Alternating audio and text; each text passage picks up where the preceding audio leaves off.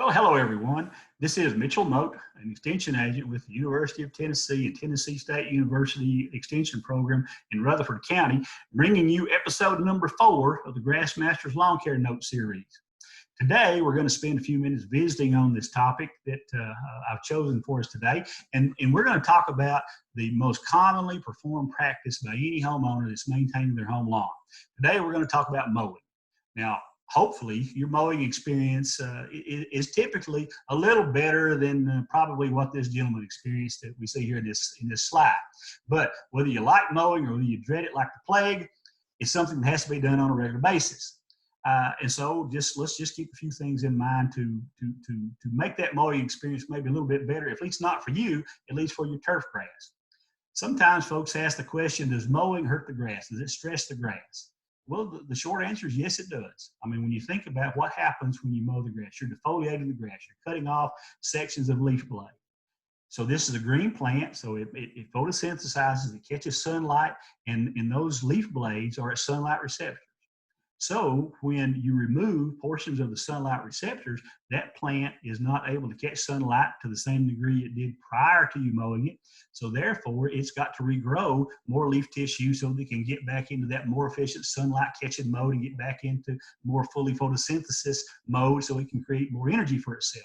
In order for it to get back into that mode, to grow that new leaf tissue, it's going to have to use some of the energy that it has created previously and stored in the root system. You do that on a regular basis. If you cause it to pull too much energy out of there, then you can cause it to create or have a weakened root system, a compromised root system. You know, you may have heard it said before that there is a relationship between the amount of above ground leaf tissue you have on turf grass versus the amount of root mass you have below ground on turf grass. And I think this slide illustrates that pretty good. The shorter, the lower height of cut you maintain, typically on a home lawn setting, then the more shallow the root system may be. That more shallow root system is not one that's going to be strong enough to support a year-round good population of turf grass. So the idea is to not stress that grass too much when you mow it. And so how do we do that? How do we mow grass without stressing it too much? Well, it's very simple. We just try to mow it at a cutting height that's appropriate for the species that we're maintaining in our lawn and follow the 1/3 rule. The 1/3 rule, simply put, is try to remove no more than 1/3 of the length of the grass blade at a time when you mow it. Folks have agreed over time that removing 1/3 or less of the grass blade really minimizes the amount of stress on the plant, and that grass that is generally mowed, trying to follow that 1/3 rule, will be strong enough to survive under most conditions and give you a better chance of maintaining a good dense stand of turf grass out there. So what are those recommended mowing heights for the different species? Well, this slide shows us some recommended mowing heights for both cool season and warm season grasses. You can see the cool season grasses listed on the top, warm season grasses on the bottom of the chart. You know, tall fescue, the most commonly grown cool season grass here in Middle Tennessee. We look under cool humid conditions. Why cool humid? We're talking about cool season grasses. Cool season grasses do their best growth when it's cool outside, plenty of moisture. So when they're growing their best, they can be maintained down in this 2 to 3 inch range. When it gets hot and dry, conditions are not as favorable for grass growth. So we're going to raise the mowing height up. And you'll see listed here 2.5 to 3.5 inches. You could go even higher than that. You know, what are some of the other benefits of raising, or what are the benefits of raising mowing height up on grasses when you get into undesirable or at least less favorable growing conditions? You think about hot, dry conditions. If you allow the grass canopy to grow taller, it does a better job of shading the soil surface, so it may slow down the evaporation of soil moisture out of the upper soil surface. It may also do a better job of shading the soil surface and can help to moderate temperatures just a little bit. So when stress conditions are happening, when you move into a mode of stress conditions or a period of stress conditions, then it's a good idea to raise the mowing height up. When grass is growing good, you can mow it down at these lower recommended cutting heights. You see the fine fescues in the 1 to 2 inch range, Kentucky bluegrass in the 1.5 to 2 1/4 inch range. Then we look down into the warm season grasses. You see Bermuda grass, both the common and the hybrid types. Common Bermuda grass, 1 to 2 inches under good warm moist conditions, 3/4 to 1.5. Hybrid Bermuda grass. St. Augustine grass, we typically don't grow very much around here, so that's not a real concern for us. Zoysia grass in the 3/4 to 1.5 inch range. Centipede grass in the 1 to 2 inch range. But when conditions become more stressful, we're going to raise the mowing height up for the warm season grasses just like we would for the cool season grasses. On common Bermuda, we go from that 1 to 2 inches up to 1 3/4 to 3 inches. Under hybrid Bermuda, 1 1/4 to 2 inches. Zoysia grass, 1 1/4 to 2 inches. So regardless whether it's warm season or cool season, we're going to keep them at that lower recommended range when conditions are good for growth. We're going to raise the mowing height up when conditions are not as favorable for growth. Grass clippings are not bad. Grass clippings, it's fine to push those grass clippings back out onto the lawn surface to allow them to decompose. They'll help recycle the nutrients that are available or present in the grass leaf tissue.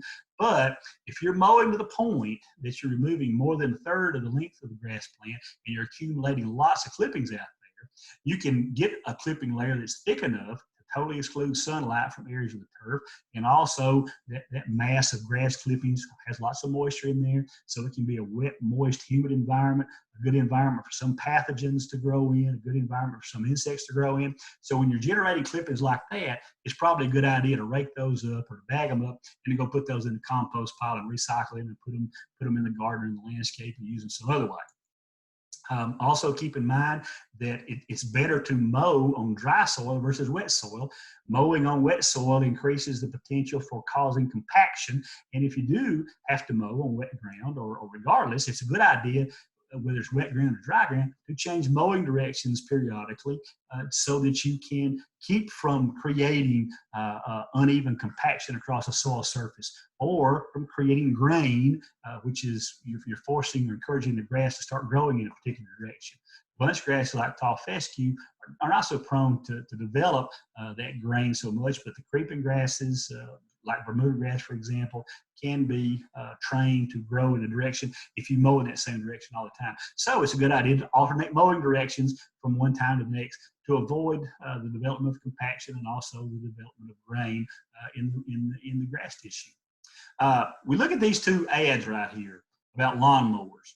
They're both old pictures, old advertisements. The lady on the left-hand side there, she's got a rotary type mower, and the young man, or excuse me, the lady on the left side has got a rotary mower. The young man on the right side has got a real type lawnmower. These are old.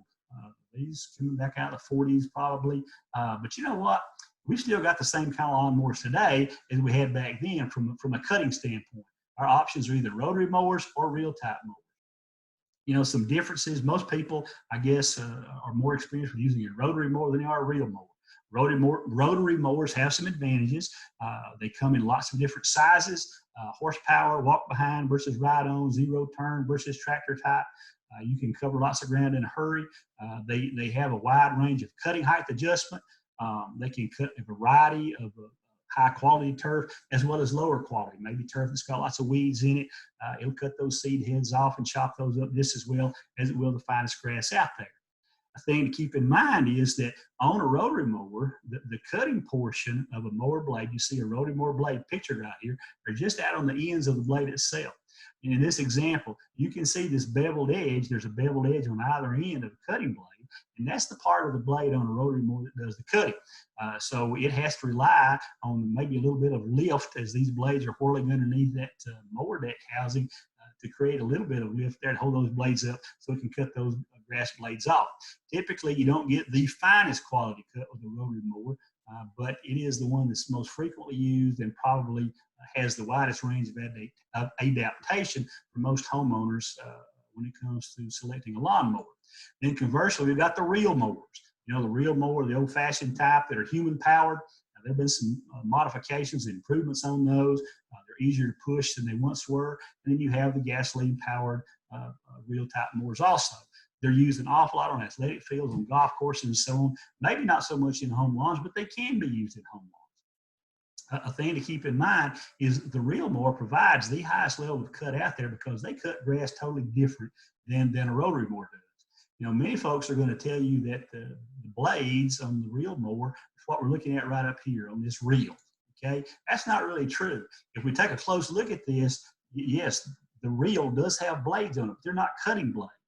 The part that actually, excuse me, back up here, the part that actually cuts the grass is this stationary bed knife that's found down here at the bottom of the lawnmower itself. The way these mowers cut grass is that reel turns, and as it turns, it pulls those blades of grass against that stationary bed knife and clips them off, kind of like a pair of scissors clipping grass. So from a grass quality cut standpoint, a reel mower provides the highest level of cut out there. And we look at a comparison here between two turf grass plants, tall fescue grass plants. The one on the left was cut with a rotary mower blade, and the one on the right was cut with a reel mower blade. And even for a relatively sharp rotary mower blade, you can see that grass, the cut edge on that grass blade is a little more ragged than it is over here on the edge of the grass blade that was cut by a reel mower. So maybe for smaller lawns, folks that don't want to have to keep up with gasoline and so on, one of those small push type reel mowers is something to keep in mind, to think about having. But when you cut grass with a dull blade, you're causing lots of damage. You're creating a larger wound than you would if you're cutting with a sharp blade. Lots of moisture gets lost from that open tissue. You've got more surface area exposed. It makes a larger potential entrance point for some disease pathogens to enter into the plant. And it creates this brown overcast look to it as that tissue dries out. So the point is, you want to maintain sharp mower blades, sharp bed knives to have the highest quality cut when you're mowing the grass. And I have to ask this question: when you're mowing with a dull blade, are you cutting the grass? Or are you literally beating it into submission? And I would contend that maybe this grass would just beat to the point in submission that says, "I give up."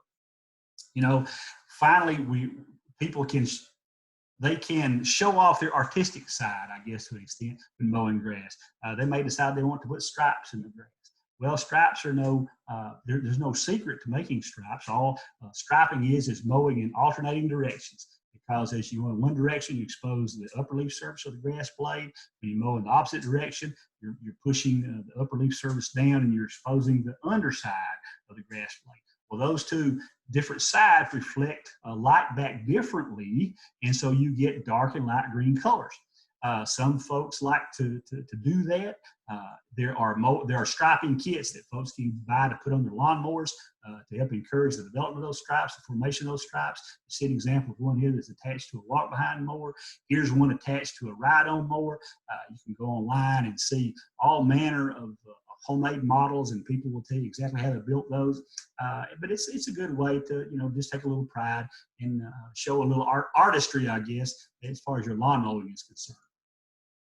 Well, folks, if you have any questions about this topic or any other lawn care related topics, feel free to give me a call at 615-898-7710, or send me an email message to mmote1@utk.edu. Well, folks, that's about all that I have for you today. I hope you found it useful, and I hope you'll tune in again. Until the next time, this is Mitchell Mote from the University of Tennessee and Tennessee State University Extension Program saying so long.